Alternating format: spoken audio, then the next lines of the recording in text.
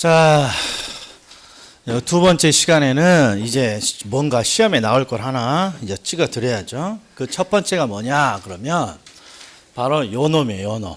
요 놈. 탄력성을 결정하는 요인. 요게 매번 시험에 나오는 거예요. 요게. 그러니까 얘는 지금 탄력성을 결정하는 요인이라는 게 뭐냐 그러면 우리 조금 전에 소비자를 대상으로 측정을 했더니 어떤 소비자는 소비량을 많이 변화시키잖아요. 가격에 대해서. 그런 게 탄력적인 소비자도 있고 어떤 소비자는 똑같은 가격의 변화인데 소비를 적게 변화시키는 비탄력적인 소비자도 있잖아요. 그러니까 언제 탄력적이 되고 언제 비탄력적으로 측정이 되느냐. 요게 거의 매년 하나예요. 그러면 결론부터 봐요. 수요가 보다 탄력적인 상황입니다. 그러면 가격에 대해서 소비량의 변화가 많다는 쪽이에요, 적다는 쪽이에요. 소비량의 변화가 많다.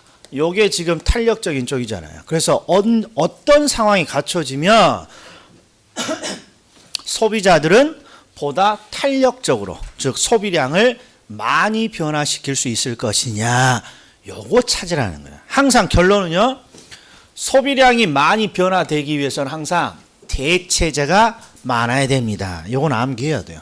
대체재가 많아야 된다. 그러면 제가 사례를 한번 넣어볼게요. 아참.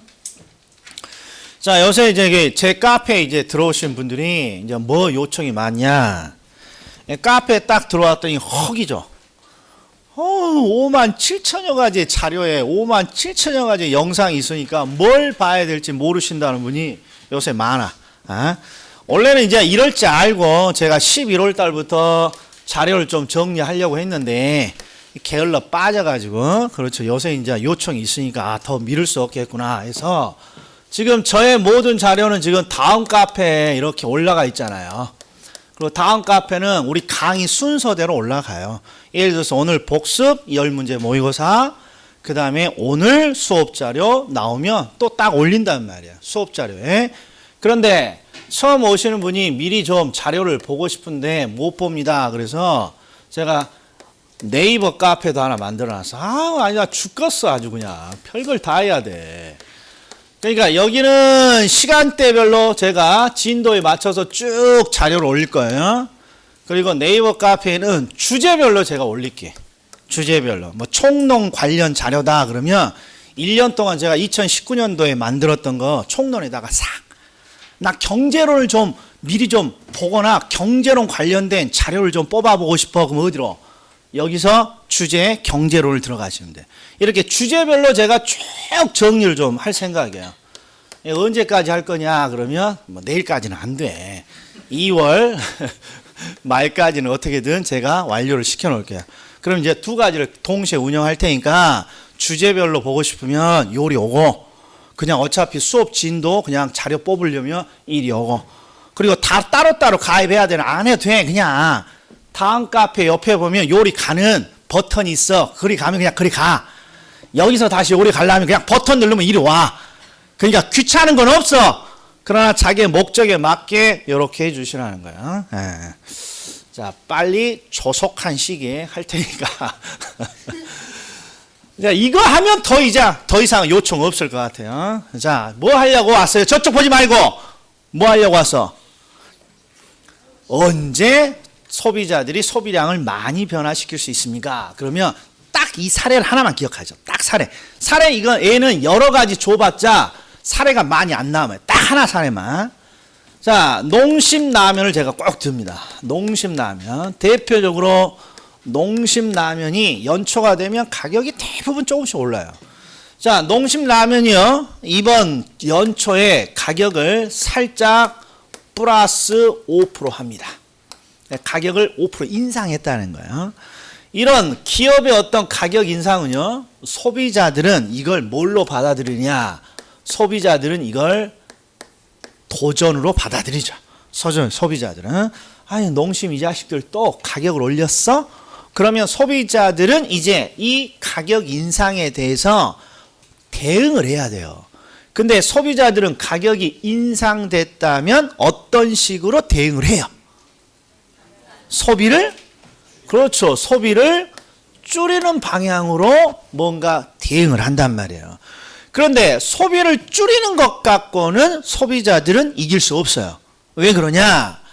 가격 5% 인상에 대해서 소비자가 원하는 건 가격을 다시 원상복귀 시키는 거잖아요.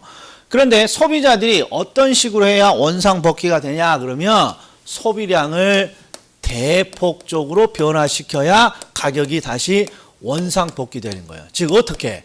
탄력적으로 소비량을 변화시켜야 돼요. 자, 농심이요.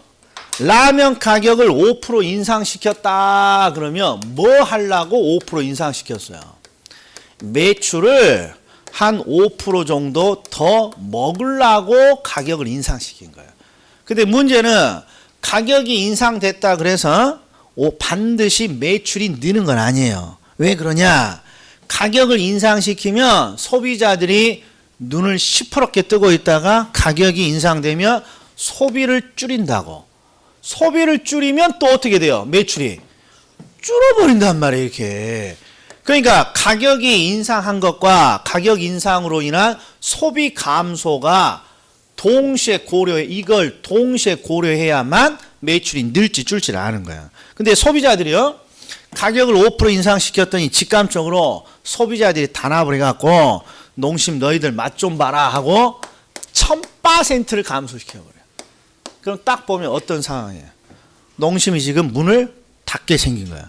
5% 살짝 더 먹으려고 그렇죠. 5%를 올렸더니 소비자들이 소비를 1000% 감소시켜버리면 뭐가 더 많은 거야? 감소된 게 더 많잖아요. 매출의 감소가. 그러면 농심은 매출이 급감하는 거예요. 얼마? 직감적으로 995% 매출이 마이너스가 돼버리는 거예요. 이렇게. 자, 그래서 이런 식으로 행동을 해야만 농심이 그 다음날 어떤 사건을 합니까? 농심 회장이 광고에 나와. 그래서 아이고 우리가 잘못했어요. 우리가 잘못 생각해서 지금 농심이 망하게 생겼어요. 가격을 다시 어떻게 하겠다. 원상복귀 시킬 테니까 그렇죠. 죄송합니다 하고 사과를 하게 된다 이런 거예요. 그래서 소비자들은 항상 어떤 식으로 행동을 해야만 목적을 달성하느냐. 소비를 항상 대폭적으로 변화시켜줘야 돼. 대폭적으로. 그래야만 자신들이 원하는 목적을 달성하는 거예요. 이 경우가 딱 맞죠? 자, 그러면 이제 여기서 이제 암기 코드가 들어가는 거예요. 농심이 가격을 5% 인상시키면 소비자들은 어떻게 행동하는 게 맞느냐? 농심이 망할 정도로 소비를 대폭, 탄력적으로 감소시켜야만 우리가 원하는 목적을 달성할 수 있어요. 그러면 언제 소비를 대폭, 탄력적으로 변화시킬 수 있나요? 그러면 라면이라는 게 요새 성격이 거의 주식화 됐잖아요. 라면이 누가 간식이라고 그래? 간식이라고 라면을 간식으로 알고 있는 분은 행복한 사람이고 대부분의 사람들은 다 그렇죠. 한 끼 대용으로 쓰잖아요. 그래서 라면을 안 먹을 수는 없어요. 그래서 가격이 오른 농심 라면을 소비를 대폭 변화시키려면 가격이 오른 농심 라면을 대체할 만한 재화가 여러 개가 있다면 그죠? 가격이 오른 농심 라면을 소비를 대폭 줄일 수 있다 이런 거야. 이게 포인트예요. 그래서 항상 암기 코드가 뭡니까? 언제 우리 소비자들은 소비를 대폭적으로 많이 변화시킬 수 있나요? 그러면 농심의 가격 인상을 딱 사례로 가격이 오른 농심 라면의 소비를 어떻게 하면 대폭 줄일 수 있나요?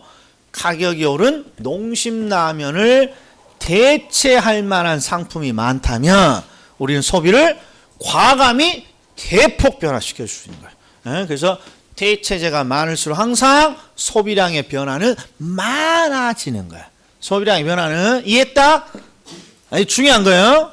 그리고 나머지 것들은 전부 뭐와 관계되어 있습니까? 전부 다 대체재와 관련되어 있는 거예요. 대체재와.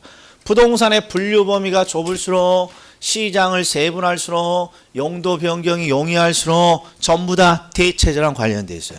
근데 특히 요놈의 질문이 많아요. 요놈의. 분류 범위가 좁을수록. 그럼 한번 볼게요. 분류범위. 우리가 시장의 분류범위라 하면요, 제가 대부분 요 과일을 들어요. 이게 가장 이해하기 쉬워요. 우리 과일이라는 분류범위는요, 가장 큰 분류범위예요. 큰 분류범위, 과일.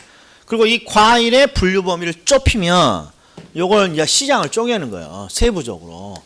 그러면 시장을 쪼개면 이제 사과라는 시장, 배, 귤 이렇게 시장이 쪼개지는 거죠. 그러면 경제학자가요, 분류 범위를 가장 크게 해서 과일이라는 사례를 들어서 과일을 대체할 만한 재화가 뭐가 있습니까? 이렇게 소비자에게 물어봐요. 분류 범위를 크게 해서 과일을 대체할 만한 게 뭐가 있습니까? 그럼 한번 생각해 봐요.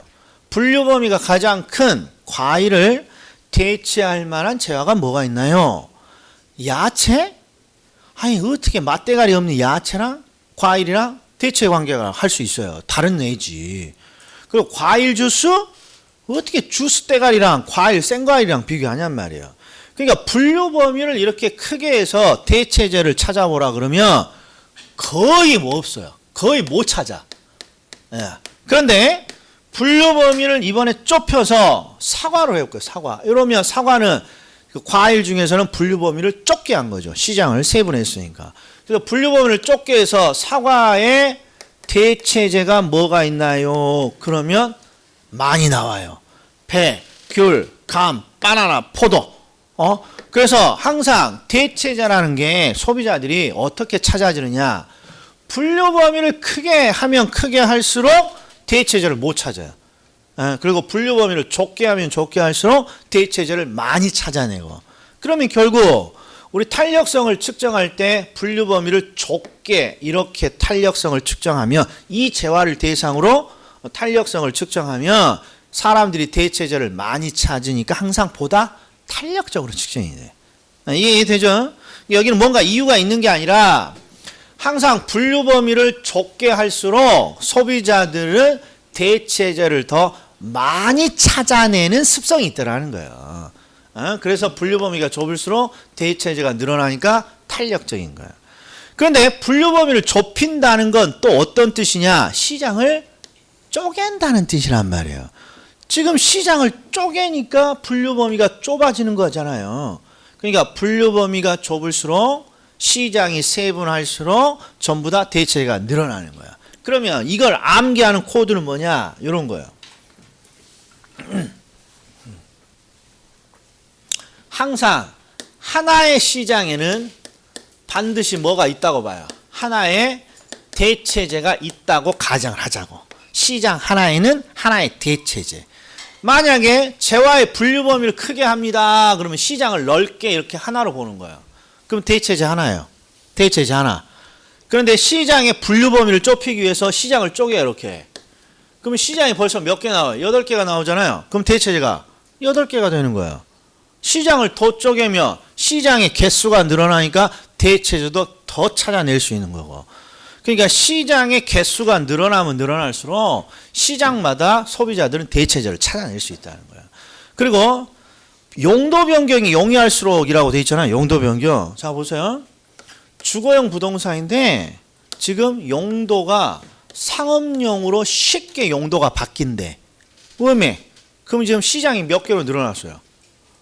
2개. 그럼 대체제도 2배가 되는 거란 말이에요. 이게. 그런데 이번에는 주거용이 공업용으로도 쉽게 용도가 바뀌어요. 그러면 시장이 하나 더 늘었잖아요. 그러면 대체제가 3배가 되는 거예요. 항상 용도 변화가 용이할수록 분류 범위를 좁힐수록 시장을 세분할수록 전부 다 뭐가 늘어나는 경우에 이 세 가지가. 그렇죠. 시장의 경우의 수가 개수가 늘어나는 거예요. 그러니까 항상 대체제가 많아지면서 보다 탄력적으로 측정이 되는 거예요. 그럼 결론을 봐요. 주거용하고요. 상공업용 중에 주거용이 탄력적이라고 되어 있잖아요. 그러면 왜 주거용이 탄력적입니까? 그럼 항상 뭐 때문에? 대체제 때문이에요. 그러니까 주거용의 대체제가 압도적으로 많아요. 예를 들어서 주택, 단독주택을 들어볼게요. 단독주택을 대신할 만한 대체제가 뭐가 있나요? 그러면 공법을 배운 사람은 57,000여가지 나오죠. 아파트 연립, 다세대, 다가구, 준주택, 오피스텔, 도시형 생활주택 많이 나오잖아요. 그런데 상점을 대표할 만한 게 뭐가 있나요? 상점을 그러면 한번 생각을 해봐요. 상점을 대체할 만한 부동산이 뭐가 있는지. 뭐 매장? 매장이나 상점이나 점포? 점포나 상점이나 전빵? 전빵이나 상점이나 없다니까요 이게. 그래서 항상 주거형이 대체 관계가 많으니까 항상 대체제가 많아서 탄력적으로 변하는 거예요. 그 다음에 측정 기간이 장기입니다. 자, 이 측정은 뭘 측정하는 거예요? 탄력성은 소비량의 변화율 또는 소비량의 변화를 측정하는 거예요. 소비량의 변화를 측정하는 기간이 장기면 장기일수록 소비량의 변화는 항상 늘어나는 거예요. 하루 동안의 소비량의 변화와 1년 동안의 소비량의 변화를 측정해 보면 1년 동안의 소비량의 변화가 많겠죠. 그러니까 요거 하나 빼고는 전부 다 대체제의 많고 적음으로 탄력성이 결정되는 거예요. 자, 그 다음에 공급이에요. 공급은 이렇게 되어 있어요. 공급이 보다 탄력적입니다. 그러면 이번에는 소비량이 아니라 뭐의 변화가 많다는 거예요? 공급량의 변화가 많다는 거예요. 근데 이 공급량의 변화는 뭐에 의해 결정이 됩니까? 그러면 항상 요거에 의해서 결정이 돼요. 생산의 유불리로. 생산의 유불리로. 이 생산의 유불리라는 게 뭐니? 공급이 보다 탄력적이다는 말은 공급량의 변화가 많이 늘어난다는 거예요.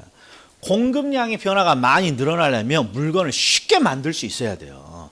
그래서 생산에 유리한 상황이 오면 시장의 공급은 확 늘어나는 거예요. 그러면 여기 보세요. 자, 여기서 요 놈이 가장 직감적이에요. 생산이 증가할 때 생산비가 줄어든대요. 물건을 뭔가 생산하는데 생산비가 계속해서 쭉쭉쭉 줄어든대. 땡큐요? 노 땡큐요? 완전 땡큐라고. 완전. 그러니까 공급, 생산이 늘어나면서 공급이 시장에 많이 늘어나는 거예요. 그 다음에 이 밑에 보세요. 용도 전환이 용이하라고 되어 있어요. 용도 전환 용이. 용도 전환이 용이합니다. 이 말은 적은 시간과 적은 비용으로 용도 변환을 쉽게 할 수 있다는 거예요. 용도 변경을. 그러면 생산이 유리해요? 불리해요? 유리해요, 유리. 땡큐 하는 거예요. 땡큐. 그러니까 공급이 확 늘어나는 거예요. 그 다음에 이거 보세요. 생산에 소요되는 기간이 짧을수록. 자, 생산에 소요되는 기간이라는 건 물건 한 개를 만들 때 소요되는 기간이에요. 예를 들어서 우리 이쑤시개 같은 거. 우리 이쑤시개 같은 거는 물건 하나 만들 때 얼마나 걸릴 것 같아요? 이쑤시개. 한 10초 걸릴까요? 10초? 그냥 기계 뭐 나무 집어넣으면 그냥 쭉쭉쭉 나오는데 뭐. 근데 우리가 조선, 배, 조선. 요 조선업은 물건 하나 만들 때 보통 한 3년 이상씩 걸린단 말이에요. 그러면 10초에 하나씩 만드는 이쑤시개 공급이 많이 변하겠어요. 3년에 하나 나오는 조선 배가 공급량이 많겠어요. 당연히 생산에 소요되는 기간이 짧을수록 생산에 유리한 거야. 그래서 공급이 확 바뀌는 거예요.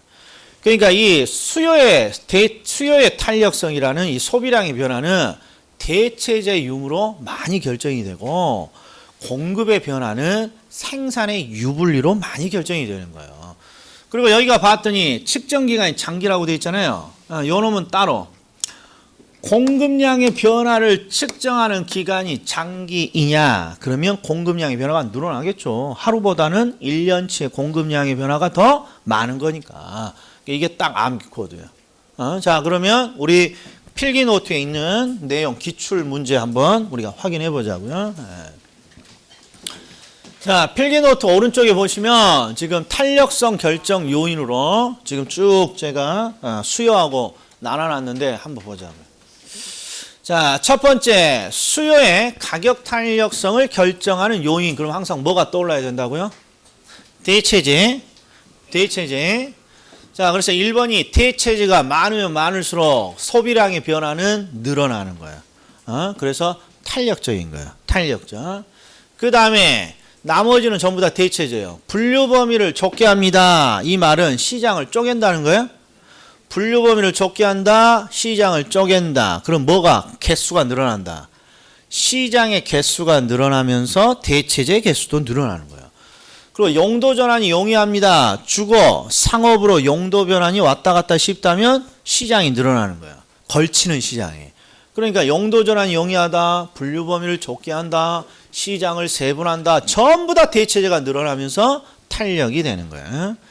그 다음에 측정기간 5번, 측정기간이 장기일수록 소비량의 변화는 많겠죠. 그러니까 탄력적입니다. 이렇게 되는 거예요. 자, 그 다음에 공급의 탄력성. 공급의 탄력성은요, 자, 2번의 끝을 보면 비탄력이라고 되어 있고, 3번도 끝에 보면 비탄력이라고 되어 있고, 4번도 끝에 보면 비탄력이라고 되어 있잖아요. 자, 이 공급의 탄력성은요, 시험의 대부분 비탄력으로 시험에 나와요. 비탄력으로. 비탄력. 그래서 이 기출지문이 다 비탄력인 거예요. 자, 그럼 한번 보자고요. 2번, 생산에 소요되는 기간이 길어졌어요. 물건 하나를 만들 때 드는 기간이 길어졌어요. 그러면 생산에 유리해졌어요? 불리해졌어요? 불리해진 거예요, 분리. 그러니까 비탄력. 자, 3번, 생산량을 늘릴 때 생산 요소 가격이 상승합니다. 그러면 생산의 유리 분리. 불리해졌죠? 그러니까 비탄력인 거죠. 그 다음에 토지 이용 규제가 강화됐어요. 분리, 유리. 분리. 그러니까 비탄력적입니다. 그리고 1번은 측정 기간이 장기죠.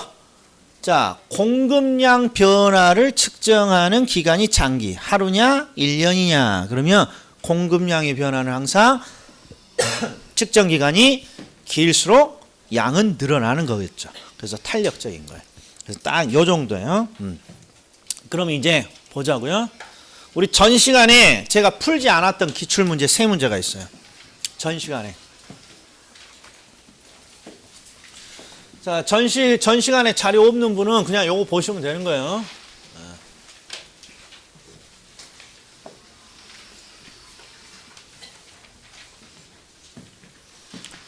자, 29회 기출이라고 되어 있어요. 29회 기출.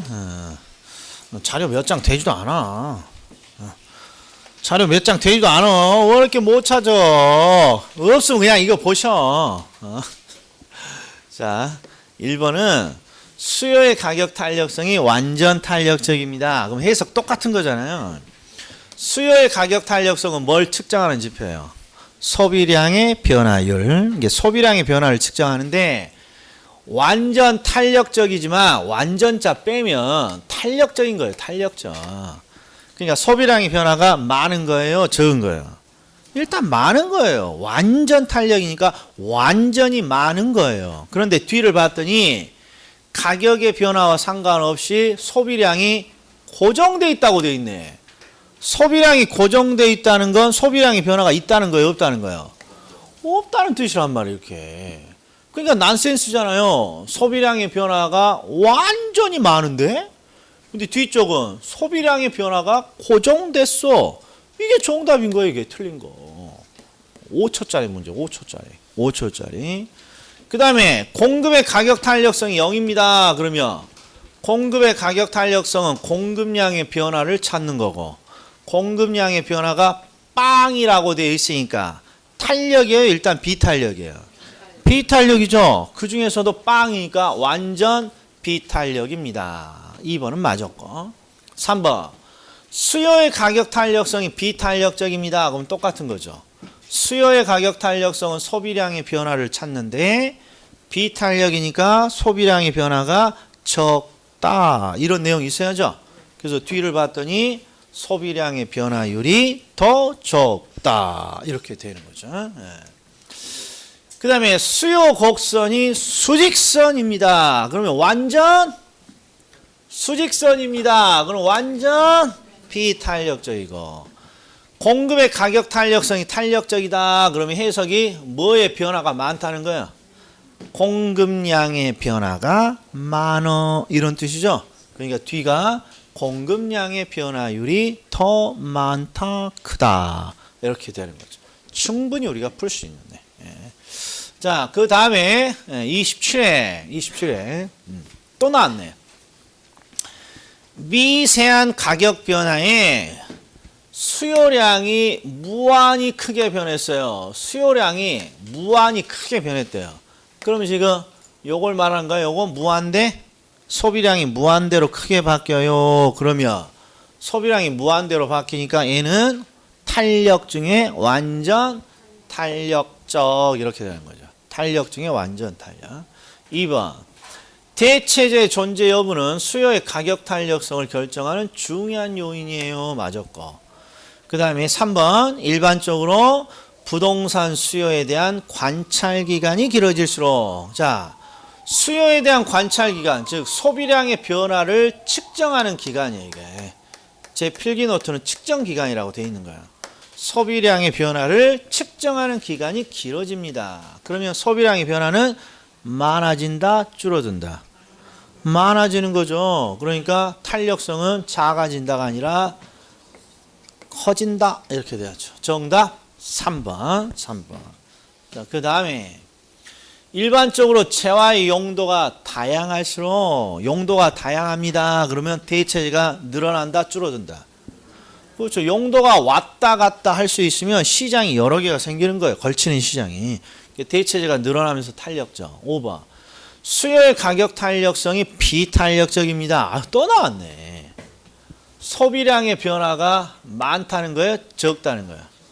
적다는 거예요. 그러니까 수요량의 변화율이 작다는 것을 의미합니다. 이거 풀만하죠? 자, 이번에 11번, 23회. 부동산 수요의 가격 탄력성은 이라고 하면서 두 개를 비교하고 있어요. 주거용과 어디 있냐? 공업용 두 개를 비교하고 있어요. 그러면 둘 중에 대체재가 많은 게 누구예요? 주거용이죠. 그러니까 주거용이 탄력이고 공업용은 비탄력적이어야 되는데 주거용 부동산에 비해서 특정 입지 조건을 요구하는 공업용 부동산에서 더 탄력적입니다. 그래서 틀린 거죠. 공업용 부동산 항상 비탄력적이죠. 공업용 부동산은 비탄력적이에요. 이유는 대체재가 많지 않으니까. 그런데 출제자가 어디까지 문제를 만들었냐. 공업용이라는 게 대체재가 거의 없는데 혹시라도 누군가가 공장에 대한 대체재를 겁나 많이 혹시라도 찾아버릴까 봐 여기다가 이의신청 제기되지 않도록 단서를 달아놨어. 특정 입지 조건을 요구하는 공업용 부동산 이렇게 수식어로. 그러니까 이 공장은 꼭 특정의 조건까지를 요구한다는 거야. 그러니까 이걸 대체할 만한 상품은 거의 없다고 봐야죠. 그러니까 보다 비탄력적입니다. 이렇게 되는 거죠. 2번 부동산 수요의 가격 탄력성은 대체재의 존재 유무에 따라 달라질 수 있습니다. 마저 불었고. 그 다음에 3번 부동산의 용도 전환이 용이할수록 시장이 늘어나는 거 아니에요? 그러니까 보다 탄력적입니다. 이렇게 되는 거죠. 그 다음에 4번 부동산 수요의 가격 탄력성은 단기에서 어디로 갈수록 장기가 되면 될수록 소비량의 변화는 늘어나는 것이죠. 탄력적이고. 부동산 수요의 가격 탄력성은 부동산을 지역, 용도별로 세분할 경우에 달라질 수 있어요. 충분히 이런 문제를 풀만 하잖아요. 이런 문제 나오면 그냥 땡큐 하는 거라고. 그리고 계산 문제 이런 거 버리는 거고. 벌써부터 계산 문제 막 질문 주신 분이 있어. 시험장에서 못 풀어. 시험장에서 명심하셔야 돼. 웬만한 강심장이, 이건 지식의 문제가 아니라 강심장이 없는 분은 웬만한 강심장이 아니고서는 시험장에서 계산 문제, 다른 문제 놔두고 계산 문제를 먼저 손대시는 분이 거의 없다는 거예요. 그럴 수가 없어요. 이런 문제를 좀 맞춰줘야 돼. 이런 문제. 지금 29회 나왔잖아. 올해가 몇 회예요? 작년에 안 나왔으니까 올해는 한 문제 그냥 딱 맞추고 들어가는 거라고. 탄력성은 올해는 나온다고. 여기 보셔. 27회 28회 쉬고 29회 30회 쉬고 31회 나온다고. 딱. 그러니까 올해는 요거 하나만 딱 기억. 그래서 내가 1월 2월 달에 10번만 지금 강조하고 있는 거야. 10번 던져만. 요거 하나만 일단 맞춰주면 된다 이런 말이에요. 그러면 이제 탄력성에는 뭐가 있나요? 이거 말고도 11번이 어려운 주제예요. 11번. 11번. 이게 26페이지예요. 11번. 자, 26페이지 11번 보면 제목부터가 심상치 않아. 뭐라고 되어 있어? 응용이라고 되어 있단 말이에요. 그래서 응용 안 해. 1월, 2월 달에. 1월, 2월 달에 안 할 거니까 땡큐 하셔. 단 뭐만 하나 할 것입니까? 지금 26페이지에 쭉 밑에 보면 수요의 탄력성이 다른 게 있어요. 수요의 소득이 탄력성도 있고 수요의 교차 탄력성도 있잖아요. 요것만 제가 한번 보고 갈 거예요. 요것만. 자, 수요의 가격 탄력성이 있고 이게 잘 보셔야 돼요. 여기는 열린 마음으로 보셔. 시험에 나올 건 이미 조금 전까지 딱 문제까지 풀어드렸으니까 여기는 수요의 가격 탄력성도 있고 소득 탄력성도 있고 교차 탄력성도 있어. 딱 뭐만 바뀌어? 가운데만 바뀌어 지금. 교차, 소득, 가격. 항상 요 가운데 있는 용어가 뭐냐? 요 놈이 항상 원인을 뜻하는 거. 원인. 우리 수요의 가격 탄력성을 측정하는 과정을 보면요. 항상 요 가운데가 원인이에요. 원인. 자, 보세요. 지금 수요의 가격 탄력성을 측정하는 지표인데 일단 원인이 뭐가 바뀐 거예요? 가격에 의해서 소비가 바뀌고 있어요. 이 원인이 가격이야. 그래서 가격 변화율로 비교하는 거야. 그리고 가격 탄력성이라고 하고. 그런데 두 번째, 얘는 원인이 뭐예요? 소득. 소득이 바뀌어도 소비가 바뀌어. 그러니까 소비가 뭘로 바뀌었다고? 소득에 의해서 바뀌었다고. 그래서 얘는 소비량의 변화를 소득 변화율이랑 비교하는 것이고 이름이 소득 탄력성이야. 자, 요 놈이 중요해. 가격에 의해서 소비가 바뀌었어. 그런데 가격과 소비량이 서로 다른 재화야. 예를 들어서 사이다의 소비량을 측정하면서 콜라의 가격을 이렇게 준 거야. 이런 경우는 가격과 소비량이 서로 다른 재화로 엇갈려 있잖아요. 그래서 우리가 이런 걸 교차되어 있다, 크로스되어 있다 해서 교차 탄력성이라고 하는 거야. 교차 탄력성. 자, 근데 구분을 잘 하셔야 돼. 원인을 잘 봐. 원인. 가격에 의해서 소비가 바뀌고 있어요. 교차 탄력성도. 교차 탄력성은. 얘는 소득에 의해서 소비가 바뀌고 있으니까 얘는 구별 못하는 분이 없어. 소득이라고 돼 있으니까 소득 탄력성이야. 그런데 가격 탄력성은 가격에 의해서 소비가 바뀌고 있어. 교차 탄력성도 가격에 의해서 소비가 바뀌고 있어. 그러니까 요 두 개 구별이 중요하다 이런 말. 요 두 개. 그러면 두 번 해드릴 테니까 잘 보셔. A제 가격이 변하자 A제 소비량이 감소했어요. 그러면 일단 이게 공식이잖아요. 탄력성. 탄력성 공식은 어떤 공식이든지 전부 다 위가 수요량의 변화율이야. 소득 탄력성도 수요량의 변화율. 교차 탄력성도 수요량의 변화율이야. 그러니까 아무 생각 없이 소비량의 변화에다 동그라미 쳐. 그리고 앞에 4%라는 원인 이걸로 이렇게 나눠준단 말이에요. 그러면 뭐가 돼요? 수치가 4. 탄력성을 측정하는 방법은 항상 똑같아요. 그런데 이 4를 무슨 탄력성이라 할 것이냐가 중요한데, 자, A제 소비량, A제 가격이니까 가격과 소비량의 재화가 똑같아요. 그러니까 얘는 논점이 없는 거야. 똑같은 재화야. 똑같은 재화. 똑같은 재화. 그러니까 얘를 굳이 해석할 필요는 없어요. 그래서 가격에 의해서 소비가 바뀌었어요. 이럴 때 우리는 가격 탄력성이라는 거야.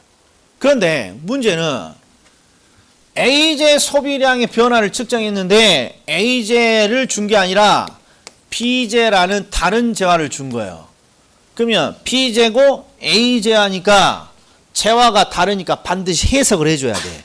재화가 다르니까. 재화가 다르니까. 그러면 저 4를 뭐라고 합니까? 그러면 서로 다른 재화끼리 가격과 소비량을 비교하고 있네. 서로 크로스되어 있구만. 교차 탄력성이라는 거고. 교차 탄력성. 이게 재화가 똑같으면 가격 탄력성. 재화가 다르면 교차되어 있다 해서 교차 탄력성 이렇게 하는 거예요. 예?